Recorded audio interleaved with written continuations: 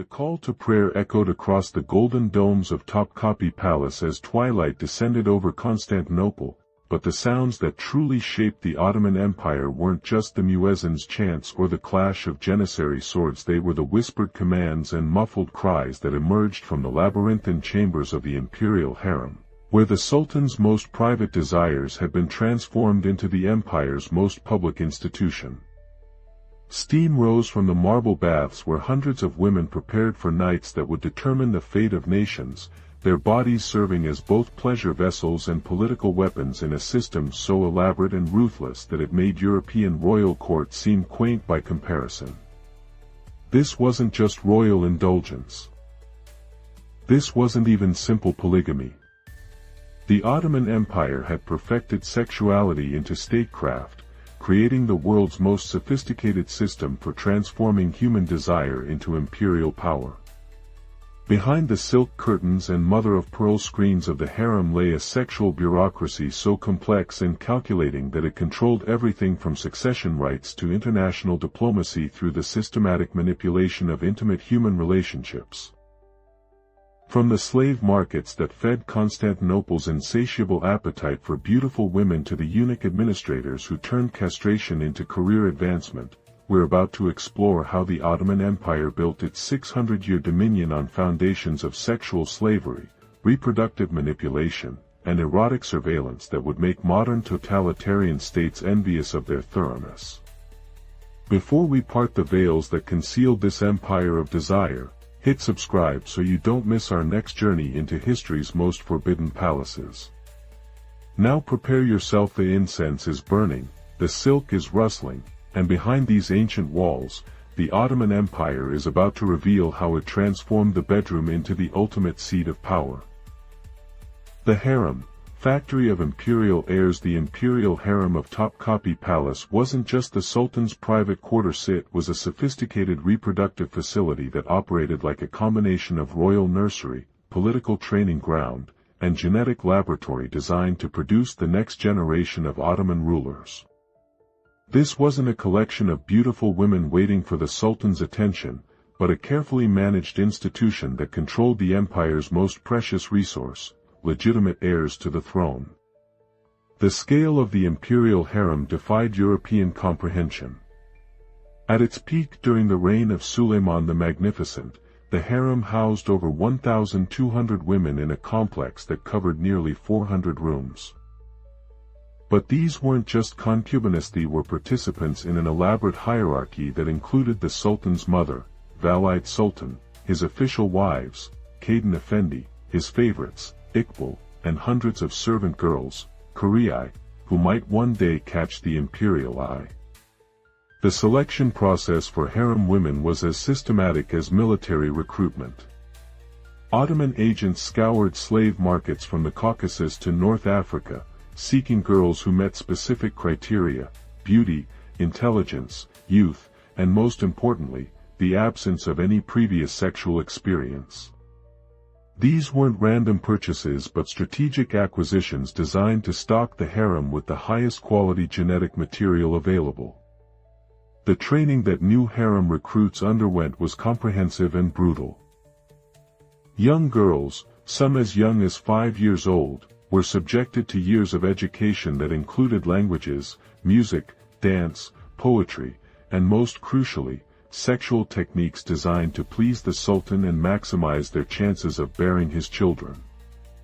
This wasn't just cultural refinement, it was professional preparation for careers as imperial breeding stock.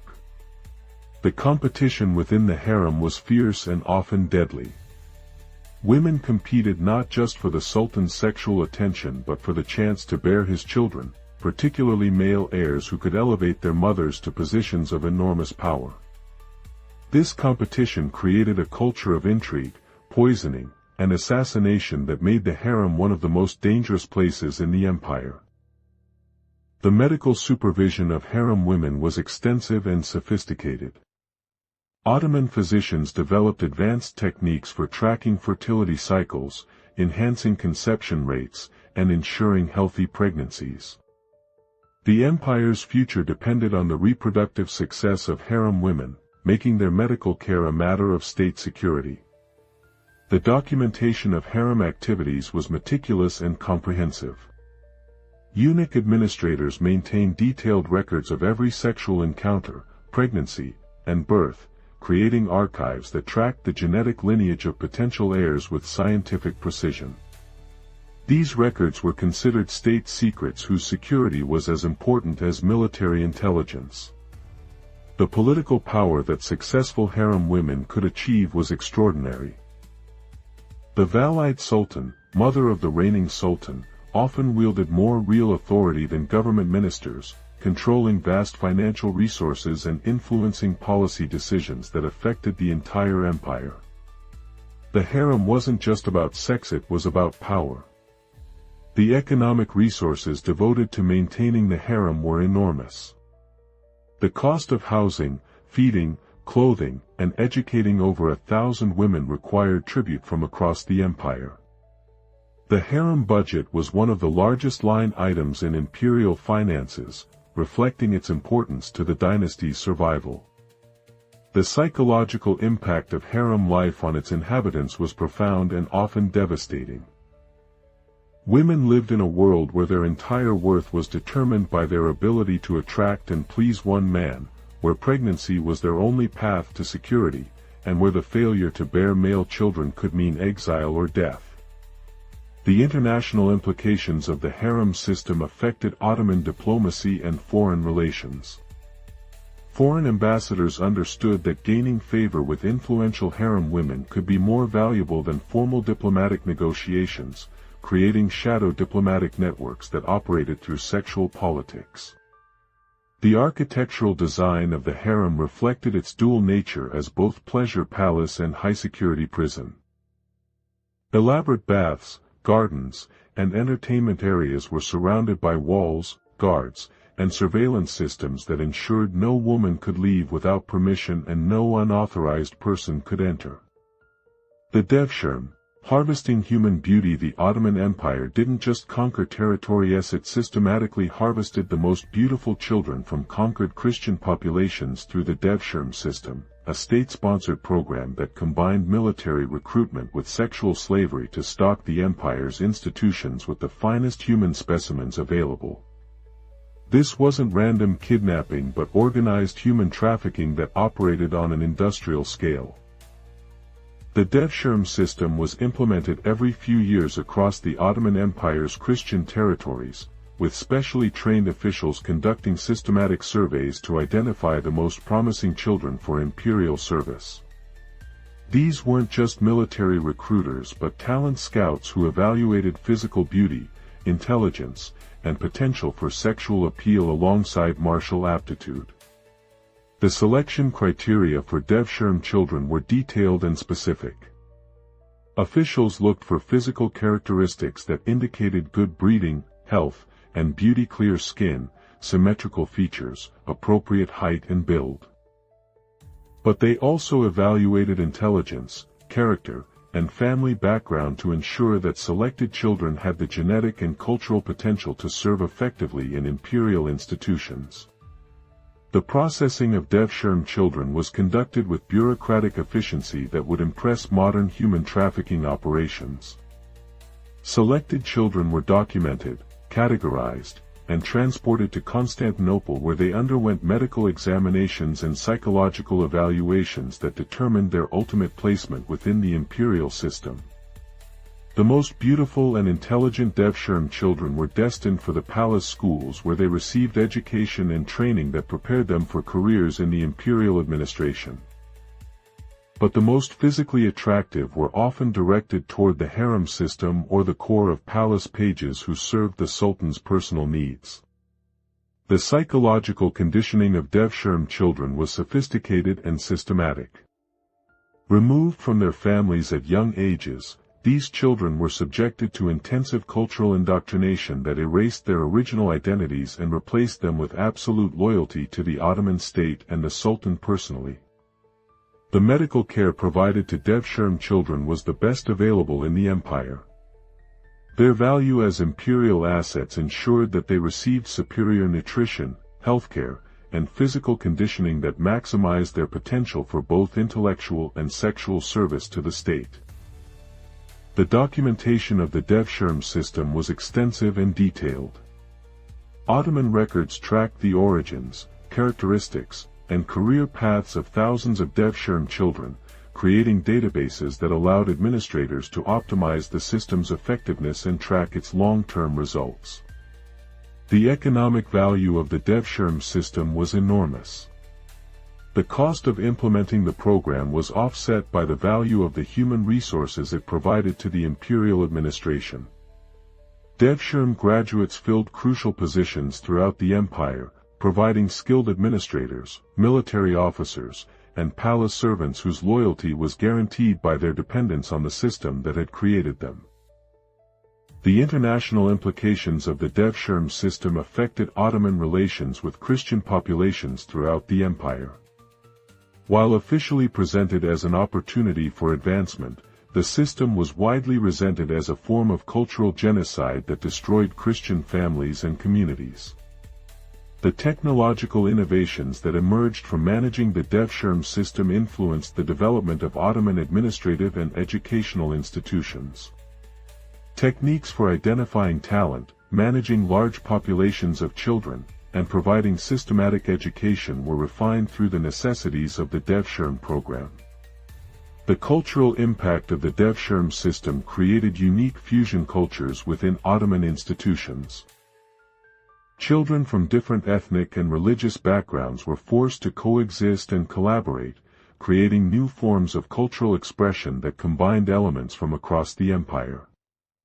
The legacy of the Devshirme system extended beyond its immediate function to influence the development of Ottoman society and administration. The precedent of systematic human recruitment created patterns of social mobility and cultural integration that characterized Ottoman civilization for centuries. The eunuch empire, the Ottoman Empire, created the world's most sophisticated system of sexual control through the systematic castration of thousands of men who were transformed into administrators, guards, and intermediaries in a bureaucracy where sexual incapacity became the foundation for political advancement. These weren't just palace servants but the empire's most powerful officials, whose mutilated bodies became symbols of absolute loyalty to the Sultan. The production of eunuchs for Ottoman service was an international industry that operated across Africa, the Caucasus, and the Balkans. Specialized castration centers in places like Coptic monasteries in Egypt and remote villages in Georgia processed thousands of boys annually, with survival rates so low that successful eunuchs commanded enormous prices in Constantinople's slave markets. The different types of eunuchs served different functions within the Ottoman system. White eunuchs, usually from the Caucasus or Balkans, served in the palace administration and military hierarchy.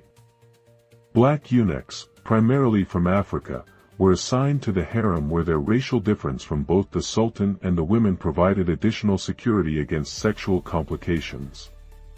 The training and education of eunuchs was extensive and sophisticated. These men received the finest education available in the empire, learning languages, mathematics, law, and administration. Their sexual incapacity was seen as an advantage that allowed them to focus entirely on intellectual and administrative pursuits without the distractions of sexual desire. The career advancement opportunities for eunuchs were extraordinary. The most successful could rise to positions of enormous power, including Grand Vizier, the empire's highest administrative position. Their lack of sexual capacity meant they could never establish dynasties that might threaten the Sultan's rule, making them ideal administrators for an absolute monarchy. The psychological impact of castration on these men was profound and complex. While the physical trauma was severe, many eunuchs found compensation in the power and wealth that their condition made possible. Some became among the most influential people in the empire, wielding authority that would have been impossible for intact men. The medical procedures used for castration were primitive and dangerous. Most operations were performed without anesthesia using crude instruments, with survival rates estimated at less than 10. Those who survived often suffered from ongoing health problems that affected their entire lives. The economic value of eunuchs was enormous. Successful eunuchs commanded prices that could exceed the cost of entire estates. The investment in their education and training was substantial, but the returns in terms of loyal and capable administration were considered worthwhile. The social status of eunuchs was complex and contradictory.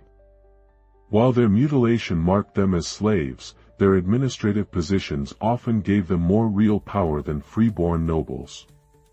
This created unique social dynamics where physical degradation became the foundation for political elevation. The international trade in eunuchs created diplomatic and commercial relationships that spanned continents. The Ottoman demand for castrated administrators influenced political and economic developments in regions from Sudan to the Caucasus, creating markets for human mutilation that operated for centuries. The religious justifications for the eunuch system were complex and often contradictory. While Islam generally prohibited castration, Ottoman theologians found ways to rationalize the practice as necessary for imperial administration and the protection of the harem's purity. The technological innovations that emerged from managing large populations of eunuchs influenced the development of Ottoman administrative and medical systems. Techniques for managing the health problems associated with castration, optimizing their administrative effectiveness, and integrating them into the broader imperial hierarchy were refined over centuries. The cultural impact of the eunuch system created unique forms of artistic and intellectual expression.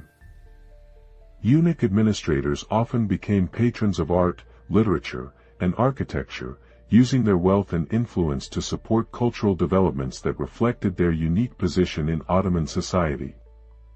The Sultana's sexual politics. The women who achieved power within the Ottoman harem didn't just influence the Sultan's personal life, they operated sophisticated political networks that controlled imperial policy, international diplomacy, and succession rights through the strategic use of sexuality, motherhood, and feminine manipulation. These weren't passive victims but active political players who wielded power through intimate relationships. The Valide Sultan, mother of the reigning sultan, often became the most powerful person in the empire after her son. Her influence extended far beyond maternal advice to include control over vast financial resources, appointment of government officials, and direction of foreign policy. The harem wasn't separate from politics, it was the center of political power. The competition between different factions within the harem created complex political dynamics that affected the entire empire. Women allied with each other based on ethnic origins, religious backgrounds, or shared interests, creating political parties that competed for influence over the sultan and control over imperial policy. The methods that harem women used to gain and maintain political influence were sophisticated and often ruthless. They employed networks of spies, used sexual manipulation to control male officials, and weren't above assassination and poisoning to eliminate rivals. The harem was as dangerous as any battlefield. The economic resources that powerful harem women controlled were enormous. The Valide Sultan often managed budgets that exceeded those of entire provinces, while other influential women controlled charitable foundations, trade networks, and real estate holdings that made them among the wealthiest people in the empire. The international diplomatic activities of harem women were extensive and influential. Foreign ambassadors understood that gaining favor with the right women could be more valuable than formal negotiations with government ministers. The harem operated its own diplomatic networks that sometimes contradicted official imperial policy. The intelligence networks that harem women maintained were sophisticated and far-reaching. They employed networks of servants, eunuchs, and allies throughout the empire who provided information about political developments, military activities, and potential threats to their interests. The cultural patronage activities of powerful harem women influenced the development of Ottoman art, architecture, and literature. They commissioned mosques, schools, and public works that served both charitable and political purposes, using cultural projects to demonstrate their power and influence. The succession politics that harem women engaged in were complex and often violent. Mothers of potential heirs competed ruthlessly to position their sons for the throne, using every available method including bribery, assassination, and military coups to advance their interests. The religious activities of harem women provided them with additional sources of influence and legitimacy. They established charitable foundations, sponsored religious education, and supported Islamic institutions that enhanced their public reputations while providing practical political benefits. The educational initiatives that harem women supported influenced the development of Ottoman intellectual life. They established schools, libraries, and scholarly institutions that advanced learning while creating networks of grateful beneficiaries who could provide political support. The architectural legacy of powerful harem women is still visible today in the mosques, palaces, and public buildings they commissioned throughout the former Ottoman Empire. These structures served as permanent monuments to their power while providing practical benefits to the populations they ruled. The literary and artistic patronage of harem women created new forms of cultural expression that reflected their unique position in Ottoman society. They supported poets, musicians, and artists who created works that celebrated feminine power while advancing their patrons' political interests.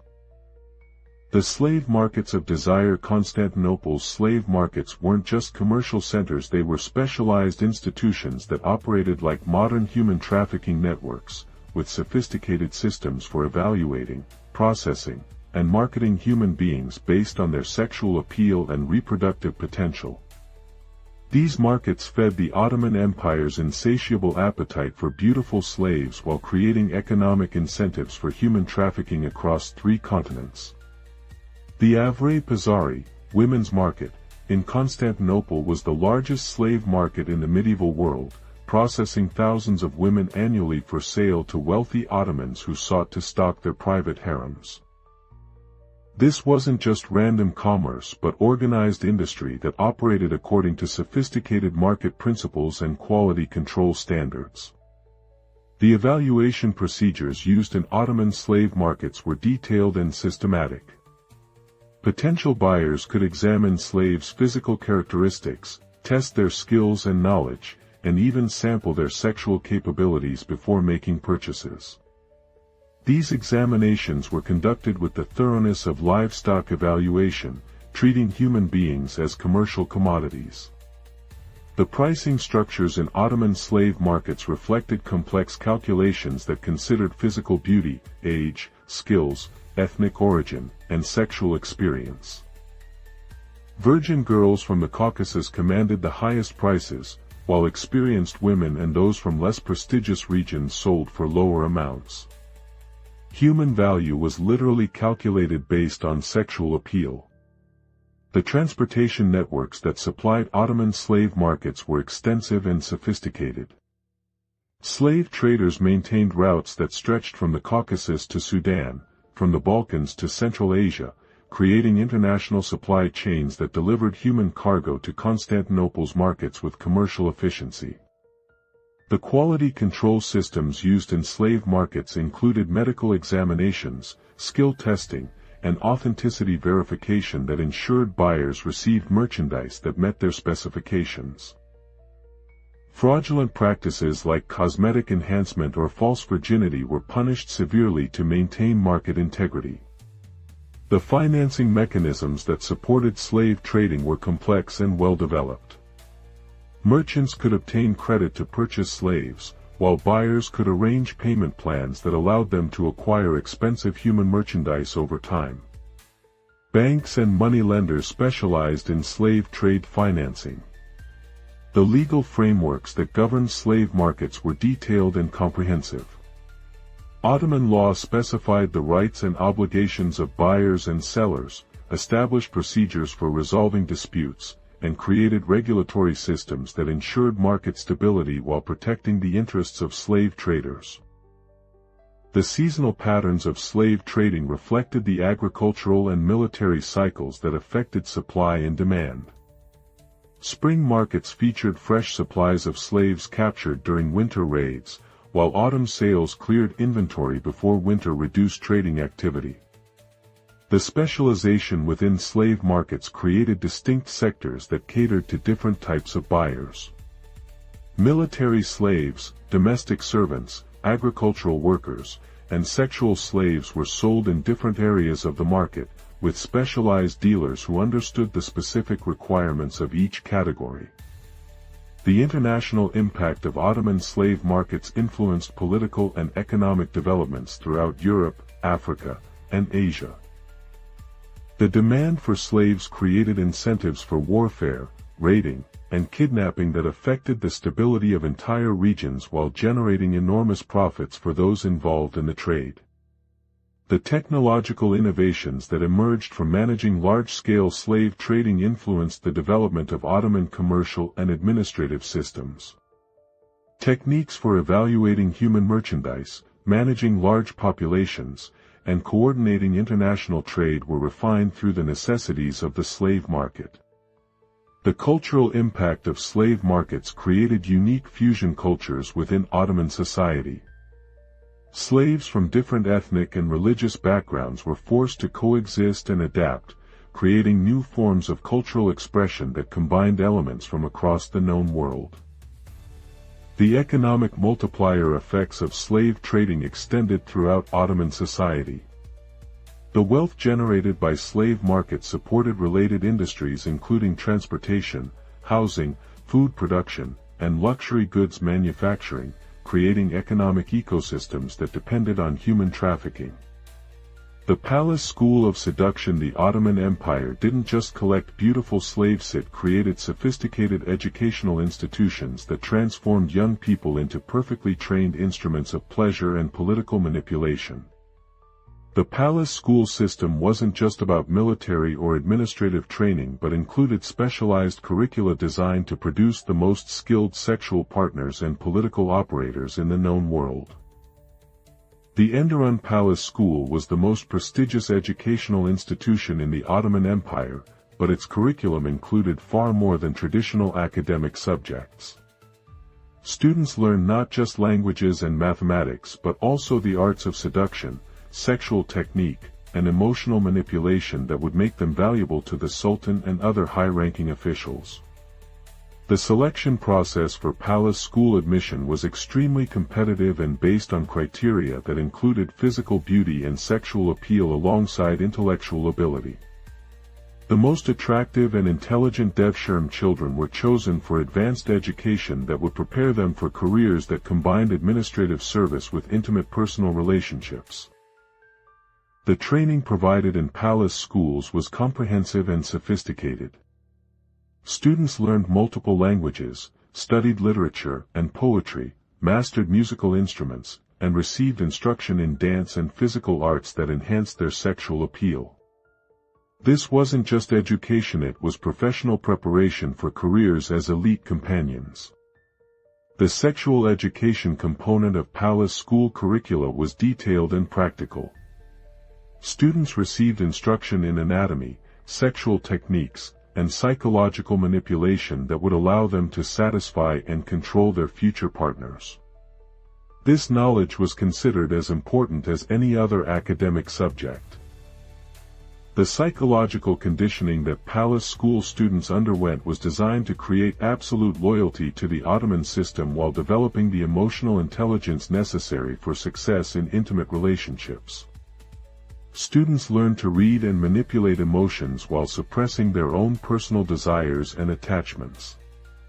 The medical training that palace school students received included knowledge of herbs, drugs, and techniques that could enhance sexual performance, prevent pregnancy, or eliminate rivals. This medical knowledge was often used for both healing and harming, depending on the political necessities of their careers. The graduation ceremonies from palace schools were elaborate affairs that showcased the skills and attractions of new graduates to potential employers and patrons. These events combined academic demonstration with beauty pageant, allowing observers to evaluate both intellectual and physical qualities of graduating students. The career placement services provided by palace schools were sophisticated and well-connected. School administrators maintained networks throughout the empire that could place graduates in positions that matched their skills and attractions with the needs of specific employers. The ongoing support that palace schools provided to their graduates included continuing education, career counseling, and protection from abuse or exploitation. The schools' reputations depended on the success and satisfaction of their graduates, creating incentives for quality control and graduate support. The international reputation of Ottoman palace schools attracted students and attention from across the known world. Foreign observers marveled at the sophistication of Ottoman educational methods while sometimes attempting to replicate them in their own countries. The technological innovations that emerged from palace school education influenced the development of Ottoman administrative and cultural institutions. Teaching methods, curriculum design, and student evaluation techniques developed for palace schools were applied to other educational institutions throughout the empire. The cultural impact of palace school graduates extended throughout Ottoman society and beyond. These highly educated and skilled individuals became leaders in government, military, arts, and commerce, spreading Ottoman cultural values while adapting them to local conditions in different parts of the empire. The circumcision festivals. The Ottoman Empire transformed the religious ritual of circumcision into elaborate public spectacles that combined spiritual observance with sexual display, political demonstration, and social control. These weren't just religious ceremonies but carefully orchestrated events that used sexuality and violence to reinforce imperial power while providing entertainment for the masses. The imperial circumcision festivals were among the largest and most expensive public events in Ottoman history. When a sultan's sons reached the appropriate age, the empire would organize celebrations that lasted for weeks and involved hundreds of thousands of participants. These festivals combined religious ceremony with sexual spectacle in ways that demonstrated imperial wealth and power. The preparation for circumcision festivals involved months of planning and enormous expenditures that affected the entire imperial budget. Temporary structures were built, entertainers were hired from across the empire, and elaborate displays were created that showcased Ottoman artistic and technological achievements while providing sexual entertainment for the crowds. The sexual entertainment provided during circumcision festivals was extensive and varied. Professional dancers, musicians, and performers provided erotic displays that were justified as traditional celebrations while actually serving as massive public exhibitions of sexual activity. These performances pushed the boundaries of public decency while remaining technically within religious guidelines. The political functions of circumcision festivals extended far beyond religious observance to include demonstrations of imperial power, displays of wealth, and opportunities for political networking. Foreign ambassadors attended these events as official guests, while domestic political figures used them as opportunities to advance their careers and interests. The economic impact of circumcision festivals was enormous. The cost of organizing these events could exceed the annual budgets of entire provinces, while the economic activity they generated provided income for thousands of merchants, artisans, and entertainers throughout the empire. The social hierarchies that circumcision festivals reinforced were complex and carefully maintained. Different social classes were assigned specific roles and viewing areas that reflected their status, while the sexual entertainment was calibrated to provide appropriate levels of stimulation for different audiences. The international attention that circumcision festivals attracted made them important diplomatic events that influenced Ottoman relations with foreign powers. The scale and sophistication of these celebrations were designed to impress foreign observers with Ottoman wealth and cultural achievement. The religious justifications for the sexual content of circumcision festivals were complex and often strained. Ottoman theologians developed elaborate arguments that connected sexual display with spiritual celebration, creating theological frameworks that allowed for activities that might otherwise be considered inappropriate. The artistic and cultural legacy of circumcision festivals influenced the development of Ottoman entertainment, architecture, and decorative arts. The temporary structures, costumes, and performances created for these events established aesthetic standards that influenced Ottoman culture for generations. The documentation of circumcision festivals provides detailed evidence of Ottoman attitudes toward sexuality, religion, and public entertainment. Contemporary accounts describe specific performances, audience reactions, and the integration of sexual content with religious observance. The technological innovations that emerged from organizing circumcision festivals influenced the development of Ottoman engineering, logistics, and entertainment industries. Techniques for managing large crowds, coordinating complex events, and creating spectacular displays were refined through the necessities of these massive celebrations. The psychological impact of circumcision festivals on Ottoman society was significant and lasting. These events created shared experiences that reinforced social bonds while demonstrating the empire's power to organize and control massive populations for both entertainment and political purposes. The Janissary brothels, the Ottoman Empire's elite military force, the Janissaries, weren't just celibate warriors. They operated sophisticated networks of military brothels that combined sexual services with intelligence gathering, political control, and economic enterprise. These weren't just places of entertainment but military institutions that used sexuality as a tool of warfare and social control. The official prohibition on Janissary marriage was circumvented through the creation of elaborate brothel systems that provided sexual services while maintaining the fiction of military celibacy. These establishments were officially classified as entertainment venues while actually functioning as military-controlled prostitution networks. The organization of Janissary brothels was based on military principles that divided establishments into units commanded by officers who were responsible for operations, security, and profitability. These weren't chaotic pleasure houses but disciplined military installations that operated according to strict protocols and procedures. The recruitment of women for Janissary brothels was conducted through the same networks that supplied the imperial harem and slave markets. Military procurement officers evaluated potential recruits based on their physical attractiveness, sexual skills, and potential for intelligence-gathering activities. The training provided to brothel workers was comprehensive and sophisticated. Women learned not just sexual techniques but also intelligence-gathering methods, language skills, and psychological manipulation techniques that would allow them to extract information from clients while providing satisfactory services. The intelligence functions of Janissary brothels were extensive and valuable. Military prostitutes were trained to gather information about client activities, political affiliations, and potential security threats. This intelligence was systematically collected and analyzed by military intelligence officers. The economic operations of Janissary brothels were profitable and well managed. These establishments generated significant revenue that supplemented military budgets while providing economic incentives for maintaining high-quality services and attractive facilities. The security arrangements for Janissary brothels were sophisticated and effective.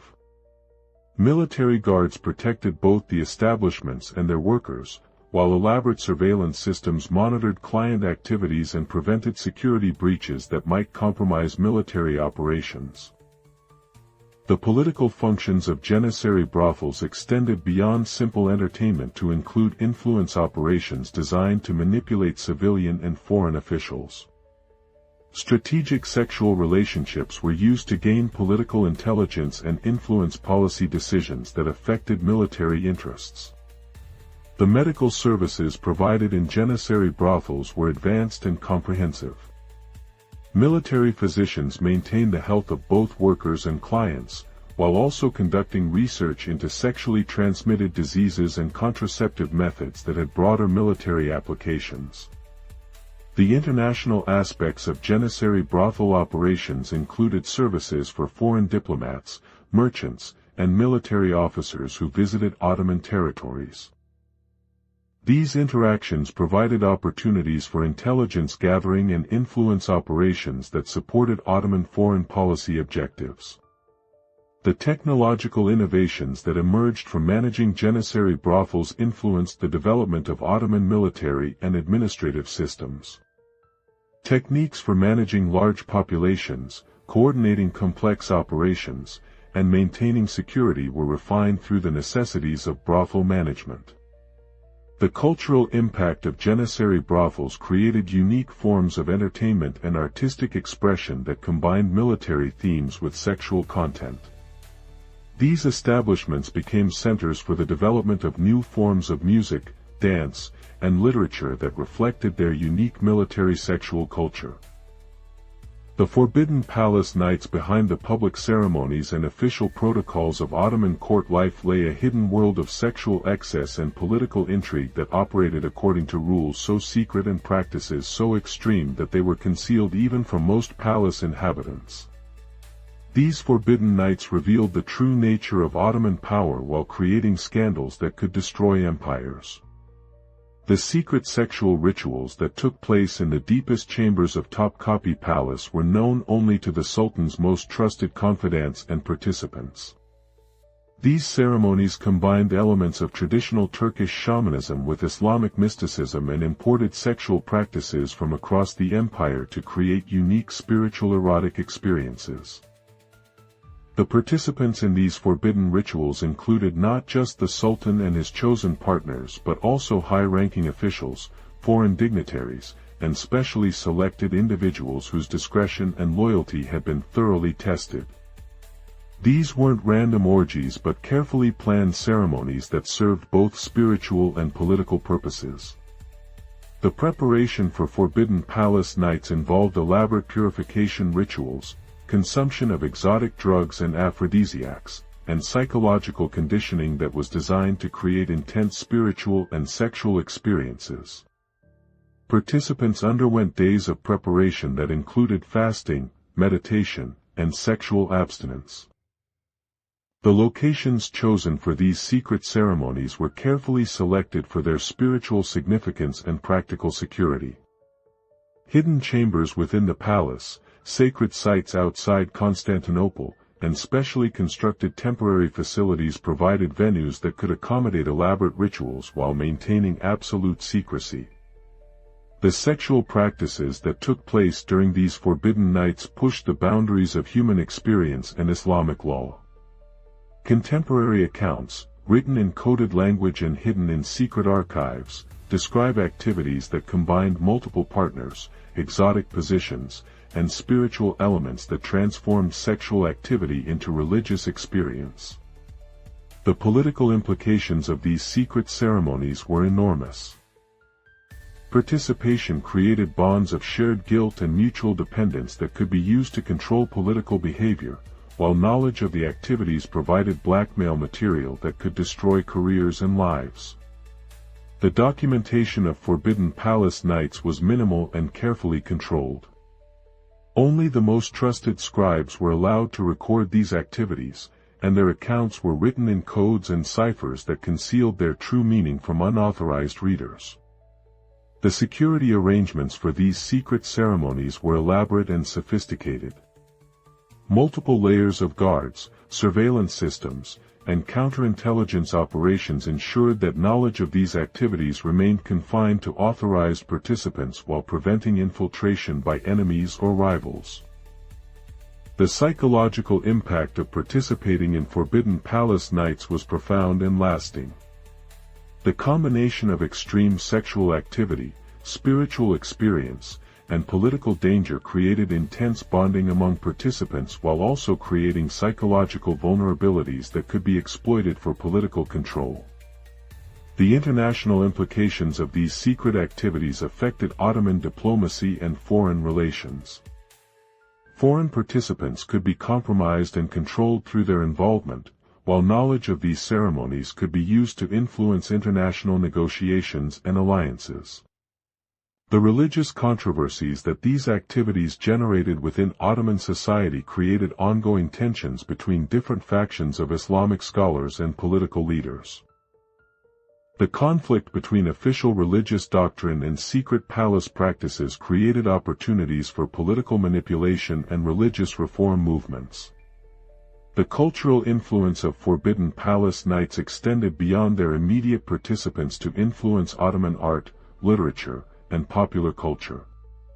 Coded references to these activities appeared in poetry, music, and visual arts that were created by court artists who were aware of but not directly involved in the secret ceremonies. The eternal seraglio as we stand today before the weathered walls of Topkapi Palace, gazing across the Bosphorus where East met West in more ways than one, we're confronted with the uncomfortable reality that one of history's most magnificent empires built its 600-year dominion on foundations of sexual slavery, reproductive manipulation, and erotic surveillance that transformed human intimacy into the ultimate instrument of imperial control.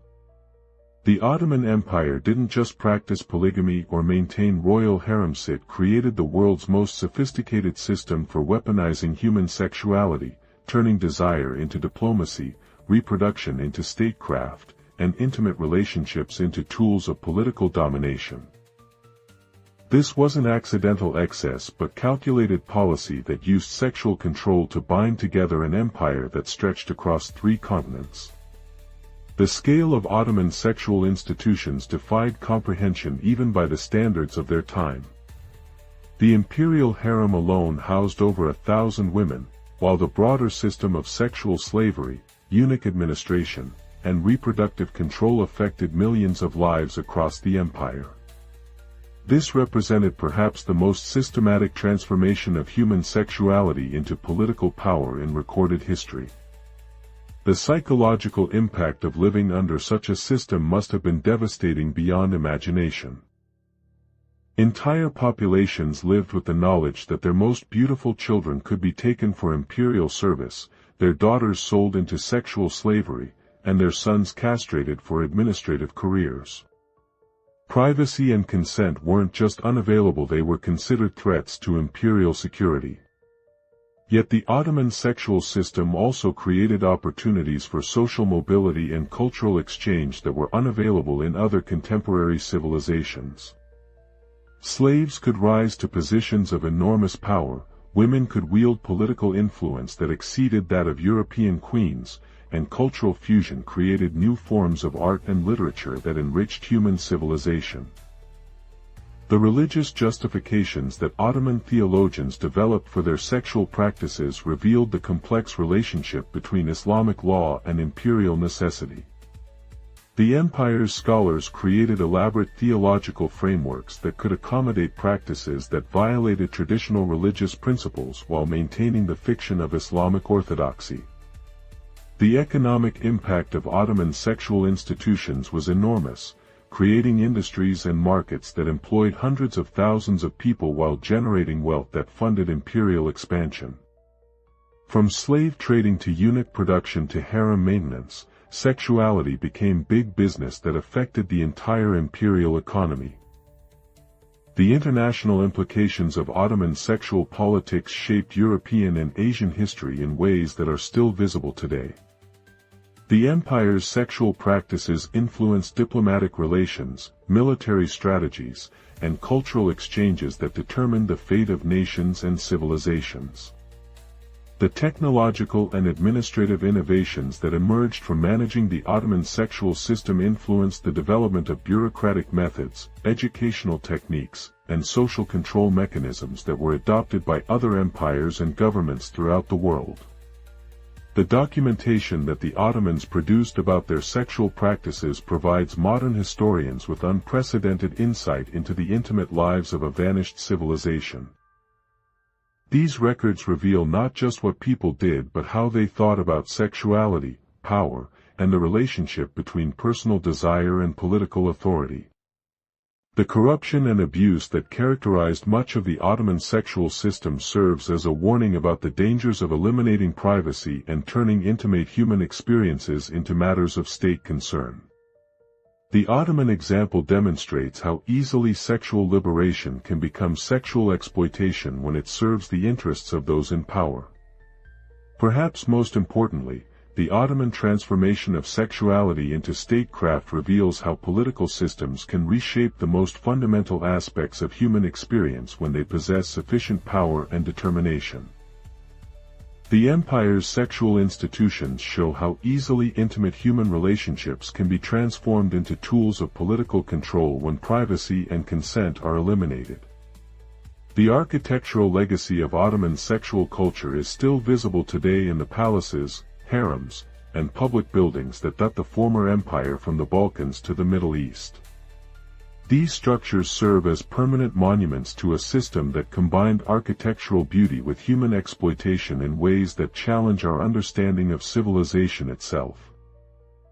So tell us, which aspect of Ottoman sexual culture disturbs you most? The systematic enslavement of children for sexual service, the transformation of castration into career advancement, or the way an entire empire convinced itself that sexual exploitation was actually cultural sophistication?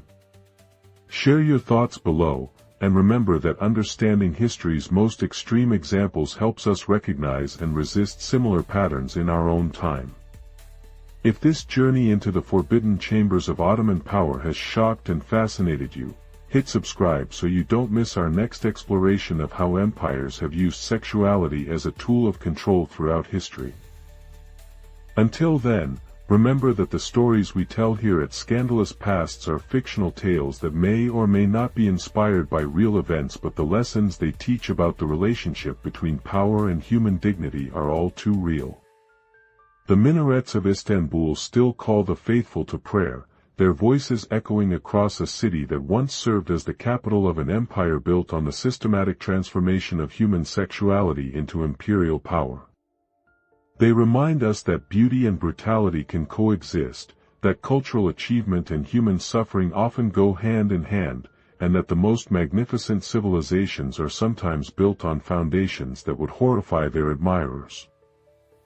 In the silence of abandoned palace chambers where sultans once held absolute power over both empires and human hearts, we hear not just the echoes of ancient pleasure but the eternal warning that power corrupts everything it touches, even love itself.